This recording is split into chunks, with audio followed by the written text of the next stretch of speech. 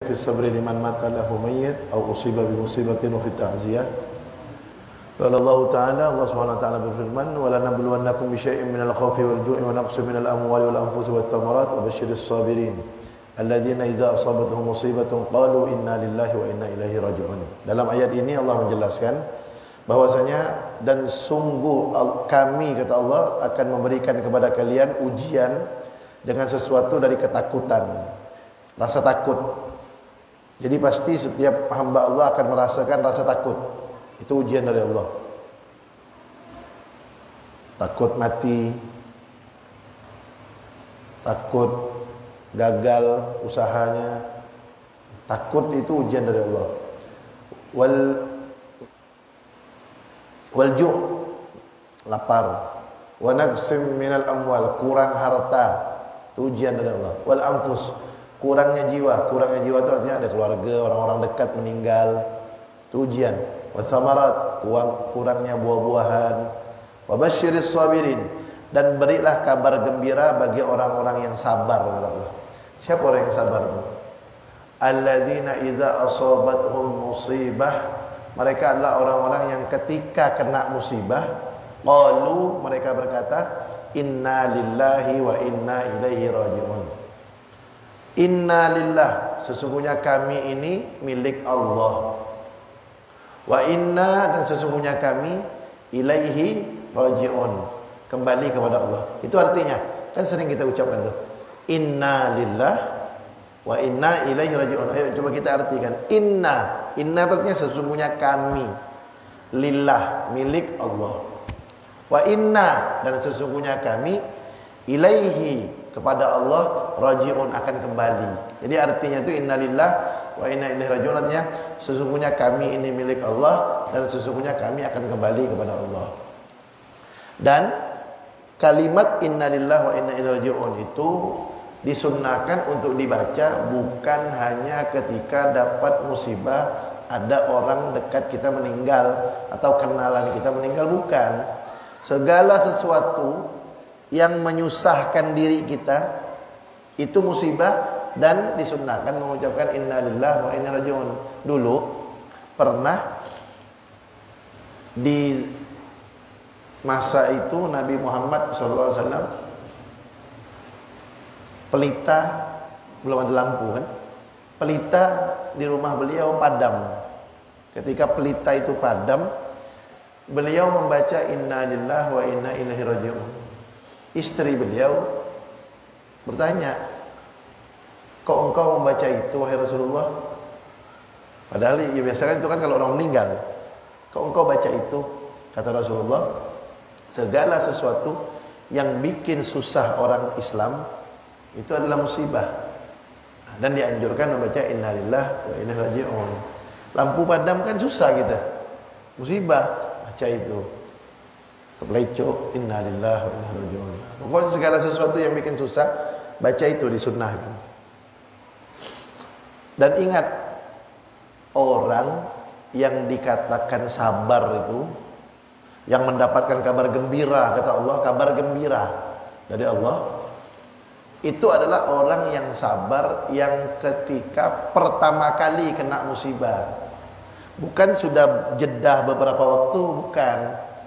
Kalau sudah jeda beberapa waktu, itu bukan sabar.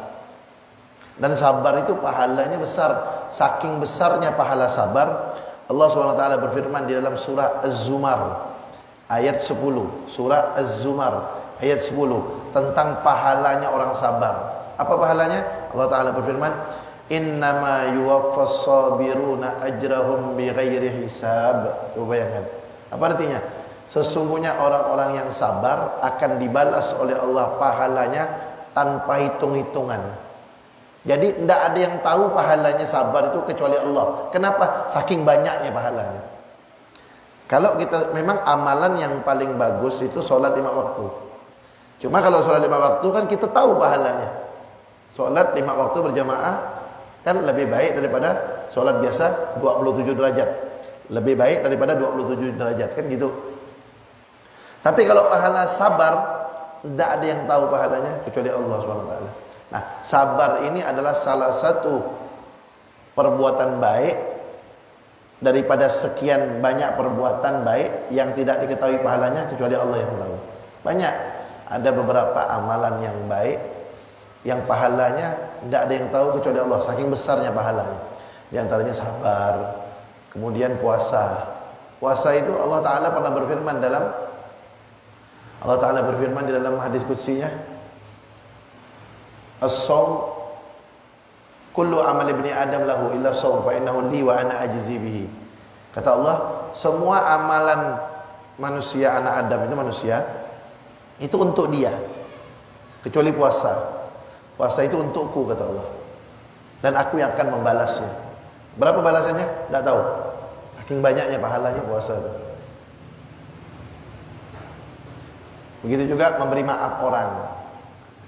Memberi maaf orang itu juga pahalanya tidak ada yang tahu kecuali Allah SWT. Di antaranya tidak ada yang tahu pahalanya kecuali Allah ini sabar. Sesungguhnya itu innama yuwaffas sabirun, sesungguhnya orang-orang yang sabar akan dibalas apanya? Ajrahum, pahalanya bighairi hisab, tanpa hitung-hitungan. Siapa itu orangnya? Orang yang pertama kena musibah langsung sabar. Ada ceritanya dulu. Jadi pada suatu hari Nabi Muhammad SAW lewat di suatu kuburan, ada seorang ibu-ibu nangis di dekat kuburan itu. Ibu-ibu itu nangis. Nabi Muhammad lewat, sama Nabi Muhammad dihampiri. Ibu itu tidak tahu kalau ini Nabi Muhammad.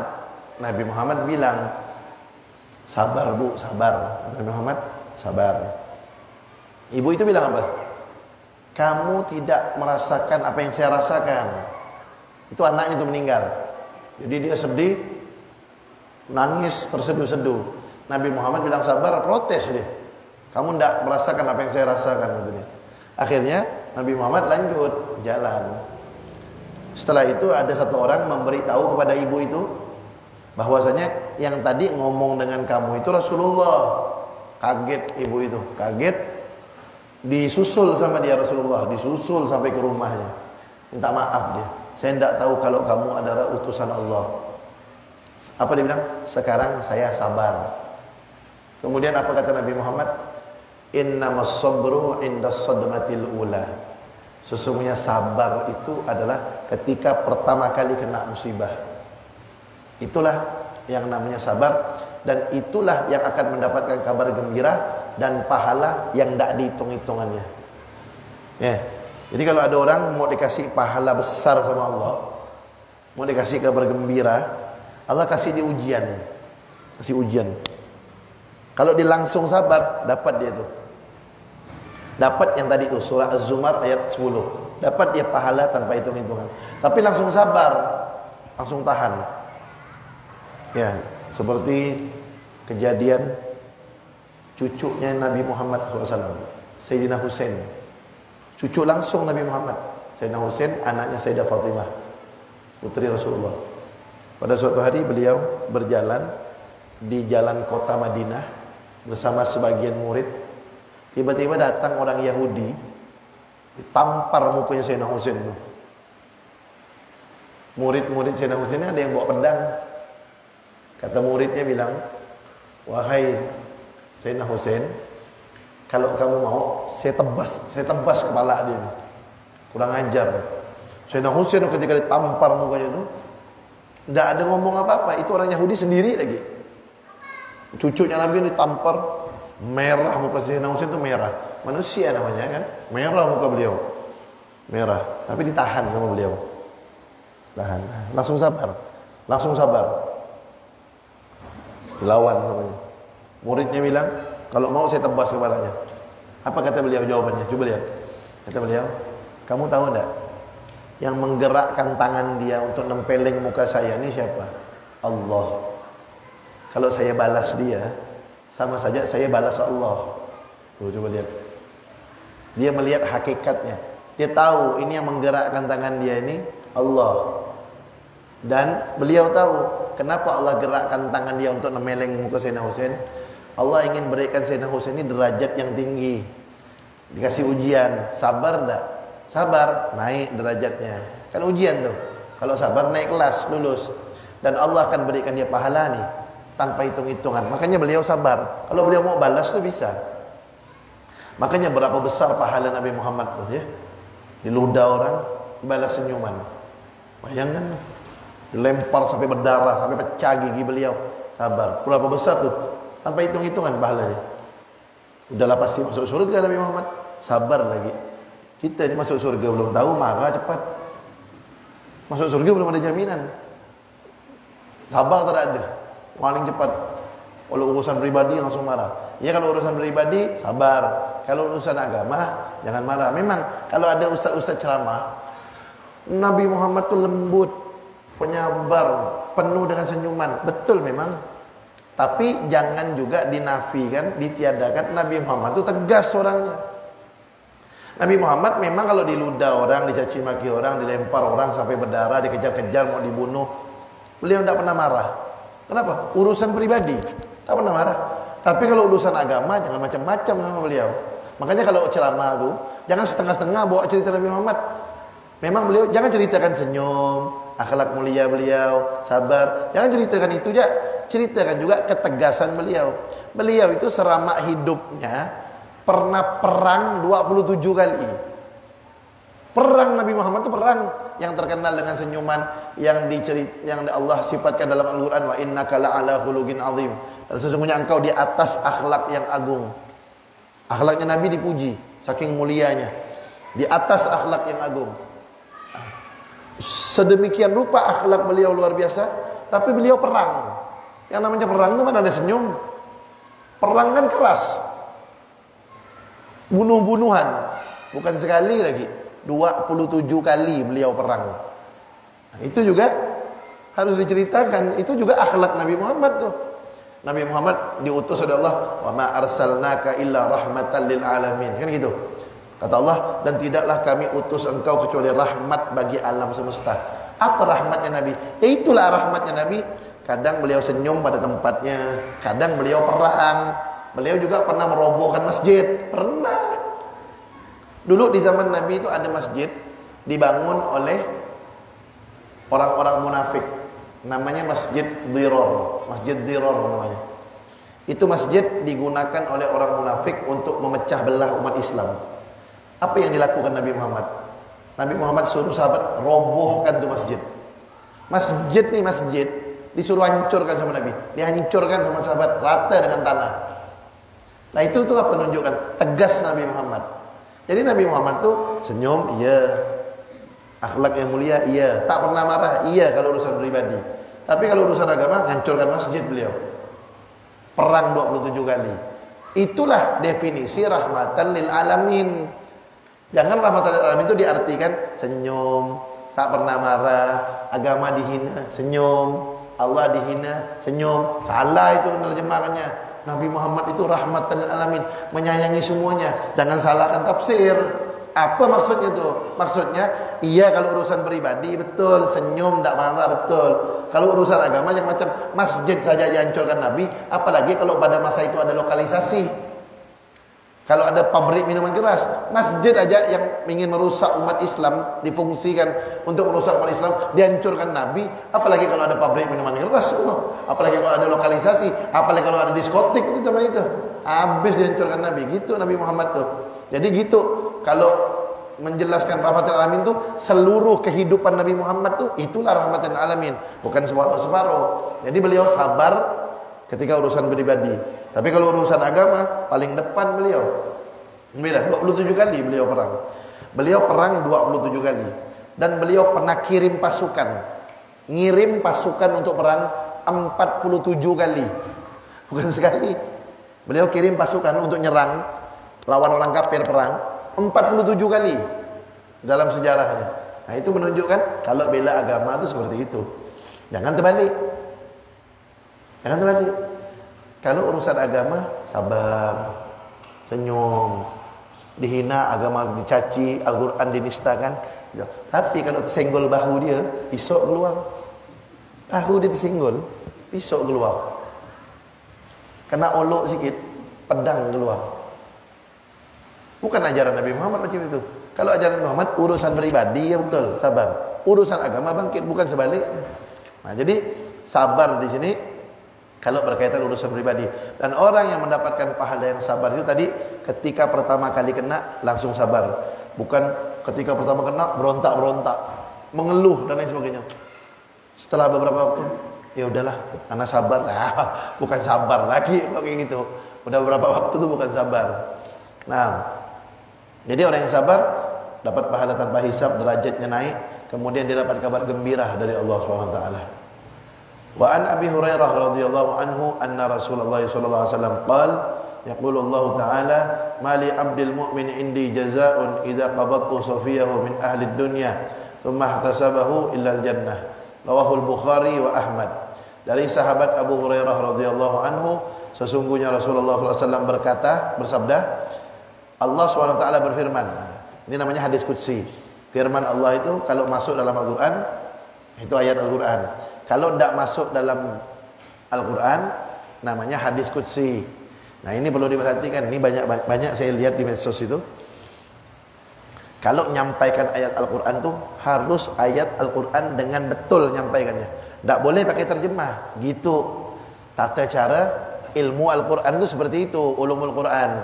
Contoh nih, contoh. Ada orang nyampaikan begini. Sebagaimana firman Allah Ta'ala yang artinya tak boleh tuh, tak boleh. Haram kalau dia gitu ngomong. Harus disebutkan ayatnya. Sebagaimana Allah Ta'ala berfirman, sebutkan ayatnya. Kalau dia tidak tahu ayatnya, diam aja, jangan ngomong. Kalau Al-Quran tak boleh diterjemahkan langsung ngomongnya. Sebutkan dulu ayatnya, baru terjemahan. Kalau bukan Al-Quran, kayak gini nih. Firman Allah tapi bukan Al-Quran, hadis qudsi. Atau hadis Nabi Muhammad, pakai terjemah boleh. Sebagaimana Allah Ta'ala berfirman dalam hadis qudsi. Hadis qudsi itu firman Allah yang disampaikan Nabi Muhammad melalui hadisnya. Itu hadis qudsi. Sebagaimana Allah Ta'ala berfirman dalam hadis qudsinya yang artinya boleh. Atau sebagaimana sabda Nabi Muhammad yang artinya boleh. Atau sebagaimana sabda Nabi Muhammad yang kurang lebih kira-kira artinya beginilah, masih boleh. Yang penting kena-kena, masih ada kenanya, masih boleh. Walaupun dia nak menyebutkan hadisnya, menyebutkan artinya boleh. Atau menyebutkan maknanya. Dia pakai bahasa dia, tapi artinya kena. Saya kasih contoh. Innamal a'malu binniyat, al-hadis. Kan gitu, ada hadis Nabi Muhammad, sesungguhnya amal-amal itu tergantung niat. Dia lupa nih terjemahannya. Dia bilang begini, sebagaimana sabda Nabi Muhammad yang kurang lebih beginilah maknanya. Orang itu kalau beramal itu tergantung niatnya. Gitu kan bahasanya dia itu. Boleh tak? Boleh. Kalau hadis masih boleh. Yang penting masih kena maknanya. Kalau hadis terjemahnya boleh, maknanya pun boleh. Tapi kalau ayat Al-Quran jangan macam-macam. Jangankan maknanya, artinya ya, langsung disebutkan tak boleh. Harus sebutkan ayatnya. Gitu. Dalam kitab Ulumul Quran, dalam kitab Said Muhammad Al-Maliki disebutkan Al-Qawaidul Asasiyah itu ada disebutkan. Tidak boleh pakai terjemahan, harus sebutkan ayatnya. Nah, di dalam hadis qudsi ini Allah Ta'ala berfirman, tidaklah mali abdil mu'min, tidaklah seorang hambaku yang beriman, indi jazaa'un idza qabattu safiyahu min ahli dunya, saya akan membalas dia dengan balasan yang mana jika saya ambil seorang yang dia sayangi dari orang penduduk dunia, kemudian dia sabar, illal jannah, kecuali balasannya adalah syurga. Artinya kalau ada di antara orang yang beriman dikasih ujian oleh Allah, orang yang dia sayangi Allah cabut nyawanya, langsung sabar dia, dapat surga dia, kata Nabi. Hadis riwayat Bukhari dan Imam Ahmad. Imam Bukhari dan Ahmad. Artinya kalau ada orang yang disayangi, orang tua misalnya, atau pasangan hidup, suami atau istri, atau anak. Jadi orang-orang yang kita sayangi lah, saudara kah, dicabut nyawanya oleh Allah, langsung sabar, langsung nerima. Ya, yang namanya nangis itu wajar. Bukan artinya kalau nangis itu tidak sabar, tidak. Sayyidina Abu Bakar As-Siddiq ketika Nabi Muhammad meninggal nangis. Ya, justru itulah manusiawi. Kalau tak nangis dipertanyakan, apa kok tak nangis? Ya kan, apalagi anak bapak meninggal tak nangis, perlu dipertanyakan tuh. Ngapa? Bersyukur ke biar dapat harta waris? Kan gitu. Ngapa dia tak nangis? Kan? Justru nangis itu ya manusia, sifat manusia kan sedih. wajar nangis. Yang penting jangan kelewatan. Apa kelewatan? Merintih. Itu tak boleh kalau nangis sampai merintih-rintih, itu tak boleh. Apalagi sampai ngoyak-ngoyakkan baju, mukul-mukul muka. Itu perbuatan orang-orang jahiliyah. Orang-orang jahiliyah itu orang-orang sebelum datangnya Islam. Mereka kalau ada orang-orang dekatnya meninggal, bajunya dikoyak-koyakkan, mukul-mukul pipinya, merintih-rintih. Itu perbuatan orang jahiliyah. Itu tidak boleh, haram hukumnya. Nangis sewajarnya boleh, karena sedih, sifat manusia tuh. Sayyidina Abu Bakar aja sedih. Nah, ketika seseorang meninggal daripada orang yang beriman, kemudian dia nih, itu yang meninggal orang dekat dia sedih, tapi langsung sabar. Kata Allah, itu balasannya dariku surga. Luar biasa tuh. Diobral sama Allah di surganya. Diobral. Murah nih. Kan? Gampang. Yang penting langsung sabar. Kita lihatnya gampang. Kan? Tapi ketika meninggal itu orang-orang dekat, kalau bisa langsung sabar, surga balasannya. Nah, cuman kadang-kadang sebagian orang berat di hati itu. Iya, kalau meninggalnya udah lama sakit. Kalau hilang-hilang di mata, lagi bergurau, jalan keluar, meninggal langsung. Kan kuat tuh pukulan tuh dalam hati itu. Ya Allah, barusan duduk sama saya nih. Apalagi orang dekat, kan? Apalagi anak, istri, orang tua. Baru duduk tahu-tahu meninggal. Itu kan kuat tuh pukulan tuh. Kalau bisa sabar, surga dia. Ya, kalau udah sakit lama meninggal, itu tidak kuat pukulannya. Memang udah sakit. Kan gitu. Nah, jadi orang dekat yang meninggal, dia bisa sabar, kata Allah, surga balasannya. Wa an Anas radhiyallahu anhu qala Rasulullah sallallahu alaihi wasallam, ma min muslimin yamutu lahu thalatha lam yablughul hinsa illa adkhalahu Allahul jannah bi fadli rahmatihi iyyahum muttafaqun alaih. Luar biasa, masya-Allah. Ini keutamaan umat Nabi Muhammad sallallahu alaihi wasallam ini. Dari sahabat Anas bin Malik radhiyallahu anhu beliau berkata, Rasulullah sallallahu alaihi wasallam bersabda, tidaklah seorang muslim, artinya jika ada seorang muslim meninggal, kemudian dia meninggalkan 3 orang anak, belum baligh, masih kecil anaknya, kecuali si bapak atau si emak itu, ibunya itu yang meninggal, adkhalahul jannah, Allah masukkan orang tuanya ke surga.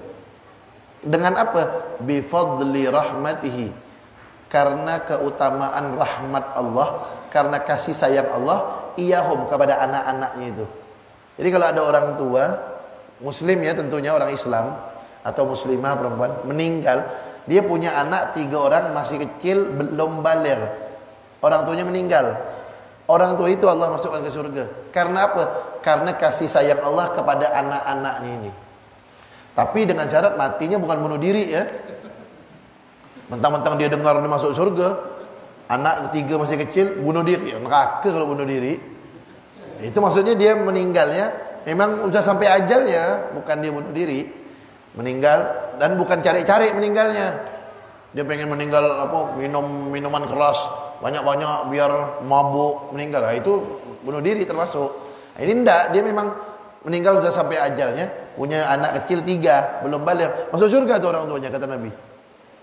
Saya bayangkan tuh, saking sayangnya Allah kepada anak-anak kecil 3 orang tuh. Kenapa Allah masukkan orang tuanya ke surga? Karena Allah sayang sama siapa? Sayang sama anaknya yang 3 tuh. Itu kalau anaknya 3, apalagi anaknya 4. 3 aja yang belum baligh, orang tuanya meninggal, masuk surga orang tuanya. Nah, dengan cara itu bukan bunuh diri. Kalau bunuh diri, bulat-bulat masuk neraka. Orang kalau bunuh diri itu bukan menyelesaikan masalah, nambah masalah tuh bunuh diri. Ya kan? Putus cinta, bunuh diri. Dia kira dia menyelesaikan masalah. Iya, masalah ente sama cewek itu selesai memang, putus. Karena udah berpisah. Ente begitu mati masuk kubur, malaikat dan nunggu dia. Langsung disiksa sampai kapan? Sampai hari kiamat. Hari kiamat sambung lagi siksaannya. Bukan menyelesaikan masalah, nambah masalah tuh. Bahkan nambah masalah lebih berat lagi. Kalau putus cinta, masih banyak cewek lain. Kan gitu. Itu kan bisikan setan semua tuh. Putus cinta, udahlah. ente buktikan cinta ente kepada dia, bahwasanya ente sangat mencintai dia. Tunjukkan, bunuh diri. Itu kan bisikan setan semuanya tuh. Untuk menjadi teman dia masuk neraka, jadi konconya dia masuk neraka tuh. Itu bisikan setan semuanya. Agar bunuh diri, buktikan kepada dia bahwasanya ente sangat mencintai dengan ente bunuh diri. Ada tuh macam itu. Nah, tipu daya setan. Allah sudah berfirman dalam Al-Quran kan, innahu lakum aduwwum mubin. Kan gitu. Sesungguhnya setan itu musuh yang nyata bagi kalian. Nah, itu pertama. Ketika dia meninggal, orang bunuh diri itu meninggal langsung disiksa. Kemudian dia akan disiksa oleh Allah selain dengan dibakar api neraka. Orang yang bunuh diri itu akan disiksa dengan apa cara dia mati? Dia mati gantung diri. Setiap hari di akhirat dia gantung diri. Gantung diri, mati. Dihidupkan lagi sama Allah, gantung diri lagi. Mati. Begitu terus dia. Belum dibakar dengan api neraka. Kalau dia matinya minum baygon, setiap hari dikasih baygon sama Allah di akhirat. Minum baygon, mati. Kasih lagi minum, mati. Hidupkan lagi. Dan ingat, namanya siksa akhirat itu tidak ada kebal. Kalau di dunia kita dipukul orang, ditinju atau dicubit tiap hari, lama-lama kebal kita udah biasa kan? Dipukul orang pakai rotan kaki kita tiap hari, kebal, udah sering dipukul. Kalau di akhirat tidak ada kata-kata kebal.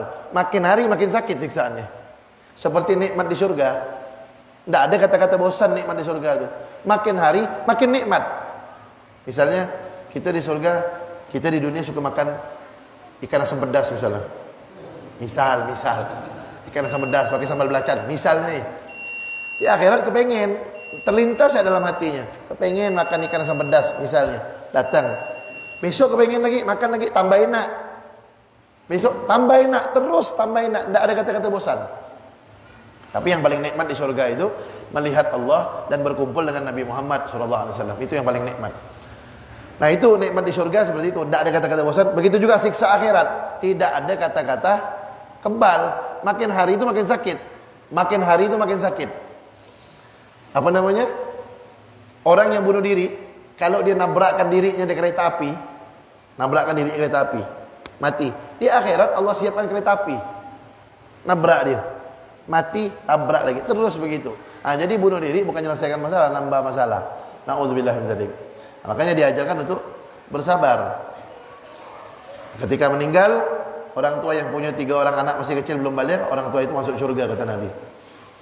Kemudian waruya an Abdullah bin Mas'ud radhiyallahu anhu qala Rasulullah sallallahu alaihi wasallam man azza musaban falahu mithlu ajrihi rawahu Tirmizi.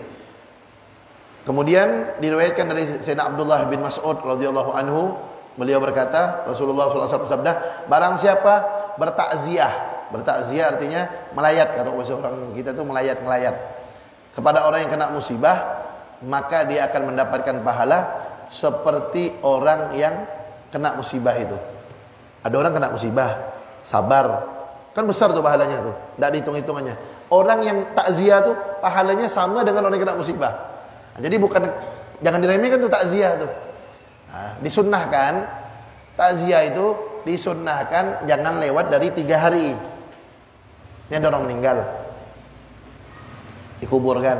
Nah, mulai dikuburkan, itu udah mulai hitung waktunya tuh, mulai dikuburkan. Sampai kapan? Disunnahkan takziah sampai 3 hari ke depan. Misalnya dia dikuburkan tadi asar, hari Senin, hari Selasa, asar. Berarti batas takziah itu disunnahkan Selasa kan, Rabu, Kamis, Jumat. Sampai asar hari Jumat. Dia dikuburkannya asar tadi Selasa. Berarti asar Jumat nanti. Nah, itu dari mulai dikuburkan hitungnya takziah itu. Sunnah tuh, bayangkan pahalanya seperti orang yang kena musibah itu. Sedangkan kita tahu sendiri orang yang kena musibah kalau sabar tadi kan tidak dihitung-hitungan pahalanya. Orang yang melayat sama. Nanti kalau ngelayat itu apa yang dibaca? Apa yang kita ucapkan sama orang yang kena musibah itu? Apa yang kita ucapkan? Jangan barakallahu fik, salah lah ngomongnya. Masa orang kena musibah barakallahu fik bilang gitu? Atau barakallahu lakuma, itu orang kawin. Kalau orang meninggal tuh kita yang takziah bacanya gini. A'zamallahu ajrak, a'zamallahu ajrak. Artinya tuh semoga Allah membesarkan pahala kamu. Yang kedua, wa ahsana azaak. Yang ketiga, wa ghafara limayyitik. Itu bacaannya. A'zamallahu ajrak. Kita doakan tuh. Ini kita nih misalnya pergi ke rumah orang ngelayat, ketemu dengan orang yang keluarganya yang meninggal. Ketika kita salaman, kita bilang a'zamallahu ajrak wa ahsana azaak wa ghafara limayyitik. Kalau perempuan wa ghafara limayyitatik. Kalau perempuan, kalau yang meninggal perempuan wa ghafara limayyitatik. Kalau laki-laki wa ghafara limayyitik. Nanti kalau tak tahu bacanya, lihat di Facebooknya itu. Itu bacanya a'zamallahu ajrak, ajraka kalau laki-laki, kalau perempuan ajraki ya. Disukun kan ya. A'zamallahu ajrak wa ahsana azaak wa ghafara limayyitik. Kalau laki-laki yang meninggal, kalau perempuan limayyitatik. Yang keluarganya itu jawab. Apa jawabnya? Al-baqa lillah. Kekekalan hanya milik Allah. Jawab tuh. Misalnya nih, Bapak takziah sama saya. Bapak bilang, "Beb, a'zamallahu ajrak wa ahsana azaak wa ghafara limayyitik." Ana jawab, "Al-baqa lillah." Kekekalan hanya milik Allah. Gitu tuh caranya. Kalau takziah orang meninggal, bacanya gitu. Kalau panjang-panjang tak hafal, gini aja ngomongnya. Dia ketemu, a'zamallahu ajrak. A'zamallahu ajrak. Begitu ya. Minimal itu minimal. A'zamallahu ajrak. Artinya semoga Allah besarkan pahalamu atau semoga Allah perbanyak pahalamu. Kita jawab, pendek jawabnya, al-baqa lillah. Al-baqa itu kekekalan artinya. Al-baqa kekekalan lillah, hanya milik Allah. Itu jawabannya. Jangan ucapkan selamat apa? Ya, a'zamallahu ajrak, jawab al-baqa lillah. Nah, gitu kalau mau takziah, mau ngelayat orang meninggal. 6. Nah tuh, wa an Umar ibn al-Khattab radhiyallahu anhu qala an-nabi sallallahu alaihi wasallam al-mayyit yu'azzab fi qabrihi bima niha alaihi. Wa fi riwayah ma niha alaihi, muttafaqun alaih, rawahu Ahmad dan Nasa'i wa Ibnu Majah. Dari sahabat Umar ibn al-Khattab radhiyallahu anhu, beliau berkata, Rasulullah sallallahu alaihi wasallam sabda, mayat disiksa di dalam kubur karena sebab rintihan orang yang menangisinya. Tuh, bayangkan. Hadis riwayat Bukhari, Muslim, Imam Ahmad, Imam Nasa'i, Imam Ibnu Majah. Jadi ketika ada orang hidup menangisi orang meninggal dengan rintihan, itu orang dikubur disiksa gara-gara tangisan dia tuh.